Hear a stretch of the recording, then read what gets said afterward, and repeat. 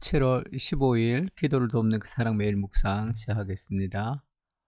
오늘 팀 켈러의 기도에 대해서 좀 공부할 텐데 우리가 지금 그 파트 네 번째 기도의 깊이를 더하다라는 그 파트에서 말씀을 묵상하라라는 것을 지금 계속 공부하고 있습니다. 말씀을 묵상하라에서 지금 묵상의 방법을 지금 첫 번째 소개하는데 그 생각의 초점 잡기예요. 그러니까 픽싱이니까 고정하는 거죠.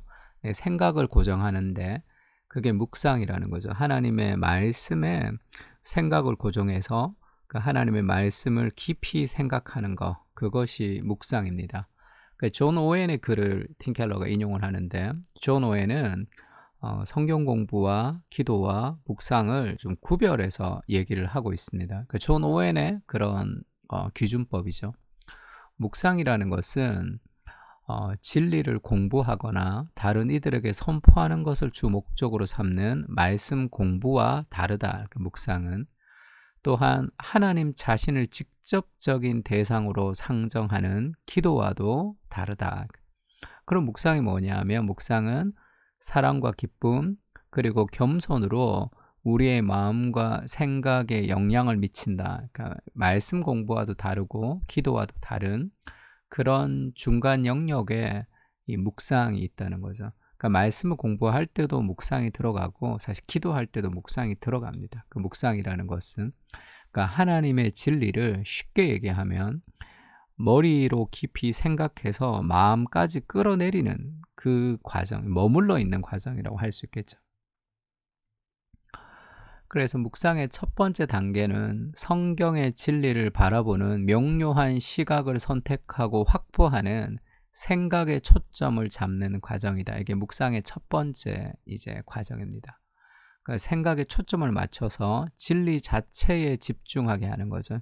하나님의 말씀이 진리인데 그 진리 안에 진액이 있습니다. 그것을 우리가 공급을 받아야 되겠죠.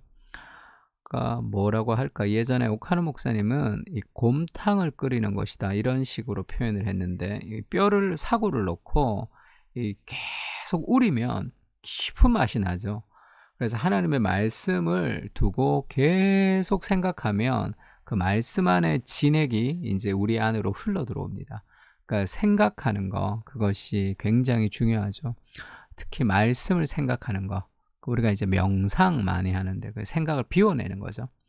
근데 말씀을 묵상하는 것은 생각을 채우는 겁니다. 하나님의 진리로.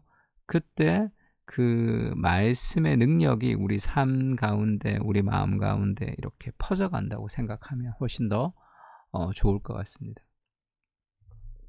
그러면 이제 어떻게 묵상을 해야 되느냐? 기도하면서 우리가 말씀을 묵상하면서 기도하는 때가 있죠. 팀 켈러는 세 가지를 얘기합니다. 일단 하나님에 대해서 이게 어떤 가르침을 주는가, 그러니까 하나님의 성품에 대해서 어떤 가르침을 주는가, 그러니까 하나님에 대해서 생각하는 거예요. 그 다음에 이제 하나님의 성품뿐 아니라 하나님의 일하심과 하나님의 인격에 대해서 같이 묵상하는 게 좋습니다. 두 번째는 자기 자신에 대해서 묵상하는 게 좋아요. 인간의 본성과 자질, 행동에 대해서 어떤가, 하나님에 대해서 어떻게 얘기하고 인간에 대해서 어떻게 얘기하는가를 묵상하면 좋고, 세 번째는 그리스도와 그분이 베푸신 구원, 교회, 하나님의 백성 사이에 살아가는 삶과 관련해서 어떻게 가르치는가, 그러니까 적용 같은 거겠죠. 이 세 가지를 말씀을 보면서 좀 생각하라 이렇게 얘기합니다. 그러면 샘플을 하나 줬는데 요한복음 2장 13절부터 22절까지 오늘 우리가 기도할 때 요 구절을 제가 띄워줄 테니까 이 구절을 가지고 묵상하면서 한번 기도해 보세요. 이것을 이제 세 가지를 가지고 이제 그 묵상을 해보라는 거죠. 하나님의 어떤 면모를 볼 수 있는가, 하나님에 대해서 이제 보면 유대인의 6월절이 가까워와서 예수께서 예루살렘으로 올라가셨습니다. 성전 안에서 소와 양과 비둘기 파는 사람들과 돈 바꾸는 사람들이 앉아 있는 것을 보시고, 그러니까 성전에서 장사하는 걸 본 거예요. 노끈으로 채찍을 만들어 양이나 소를 다 성전에서 내쫓으시고 돈 바꾸는 사람들의 돈을 쏟으시며 상을 엎으시고, 예수님이 굉장히 가격하게 막 다 뒤집어 버렸다는 게 아니라 노끈으로 채찍을 만들었어요. 노끈. 그러니까 그냥 이렇게 방해하는 신용을 한 거지 채찍으로 막 때려서 막 다 박살을 내고 그런 형태는 아닙니다. 그럼에도 불구하고 성전에서는 굉장히 과격한 행동이죠. 양과 소와 성전에서 그것을 파는 사람을 다 내쫓고 돈 바꾸는 사람들의 돈을 다 쏟으시며 상을 엎으셨습니다. 이것을 통해서 그리스도의 어떤 마음, 하나님의 어떤 성품을 보여주느냐 하면 하나님의 거룩을 보여주는 거죠. 하나님의 영광이 훼손되는 것을 견딜 수 없는 하나님의 성전이 장사하는 사람들의 소굴이 되는 것을 예수님이 견딜 수 없는 그 하나님의 거룩하심에 대해서 보여주고 있습니다. 그러면 이 하나님의 거룩하심을 우리가 깊이 묵상하면 그 인간의 이제 내 삶의 어떤 모습을 들여다볼 수 있겠죠.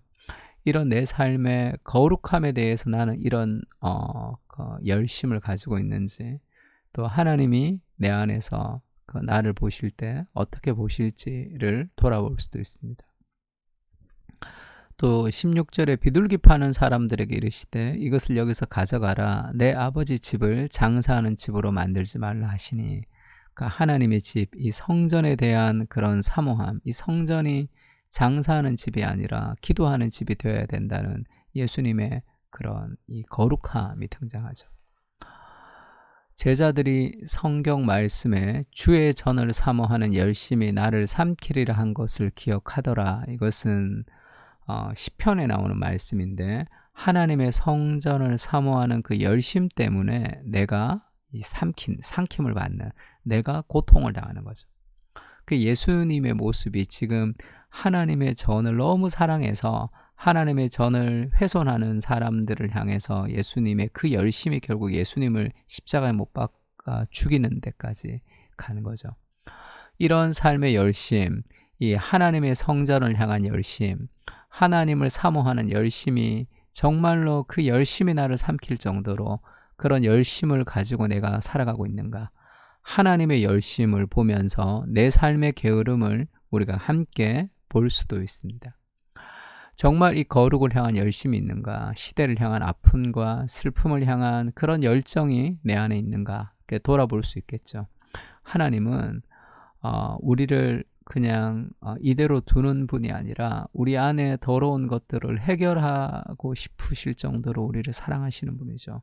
그 하나님의 열심으로 우리를 추적해 오시는 분입니다. 그러니까 저는 그런 생각이 좀 들었어요.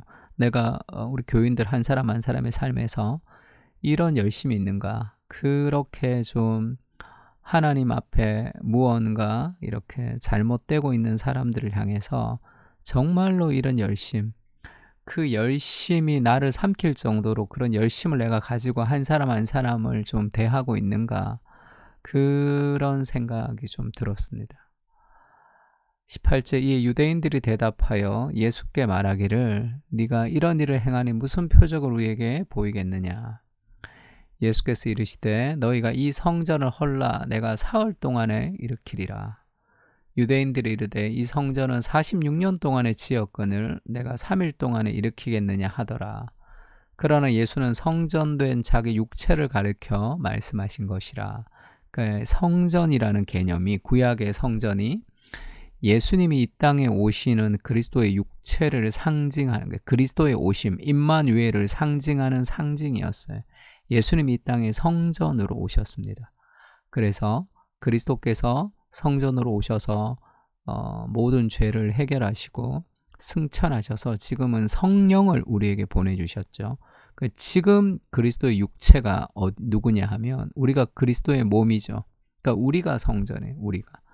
우리 하나님의 성령이 우리 안에 계셔서 내가 성전이고 우리 공동체, 우리가 성전이죠. 그리스도의 몸으로 지금 우리가 살아가고 있습니다.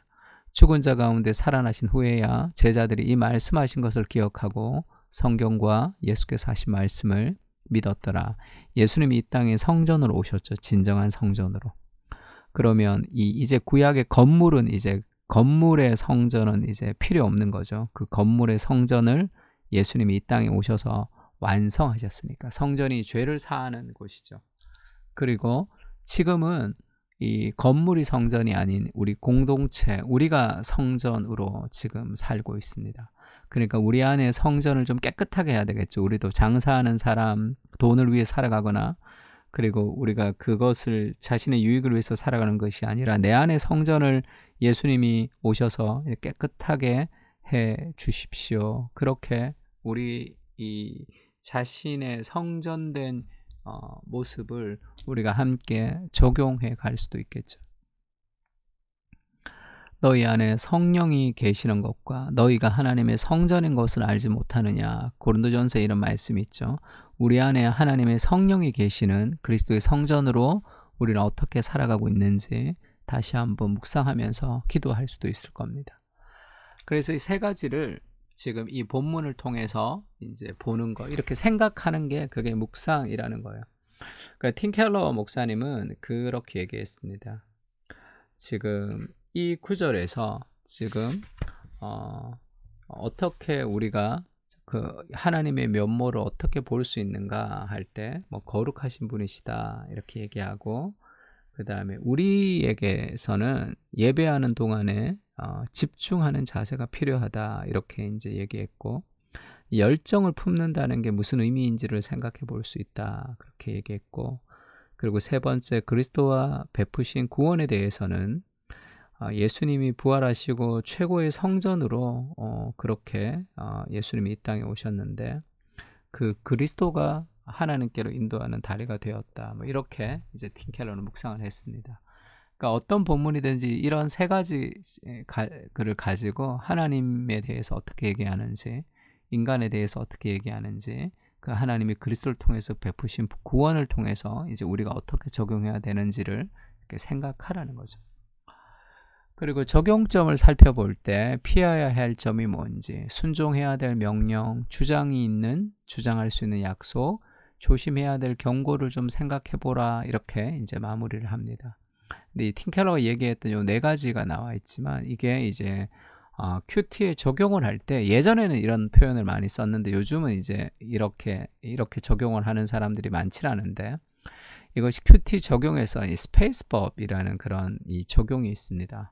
그러니까 SPACE 이렇게 앞에 영어 철자를 따서 이 스페이스법이라고 얘기하는데, 그러니까 sin이니까 죄죠, 죄. 하나님께 고백해야 될 죄가 있는가. 본문을 보면서 그 죄를 가지고 고백하는 거고, 그 다음에 이제 promise, 이 본문 속에 내가 붙들어야 될 약속이 무엇인지, 그 다음에 action, 피해야 할 행동이 뭔지, 그 다음에 이제 command to obey, 그 순종해야 될 명령, 그리고 이제 내가 따라야 할 본이 있는지, 이게 이제 스페이스법으로 이제 말씀을 묵상하는 적용하는 이런 방법이 있습니다. 그러니까 요 스페이스법을 가지고 한번 이 본문을 좀 한번 보세요.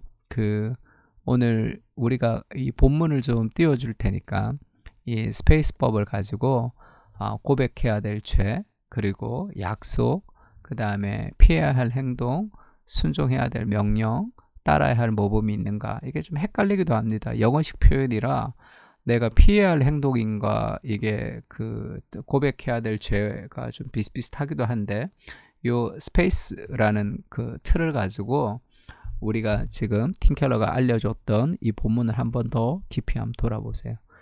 내가 참 열심히 없구나 라면서 고백하기도 하고, 순종해야 될 약속을 이제 예수님처럼 내가 그렇게 살아야 되겠다고 그 말씀을 붙들기도 하고, 그런 행동, 피해야 할 죄도 내 안의 성전에 내가 어떤 그런 잘못된 것을 하고 있지 않는가, 이렇게 말씀 앞에 머무르는 그런 어떤 이 도구를 우리에게 주는 겁니다.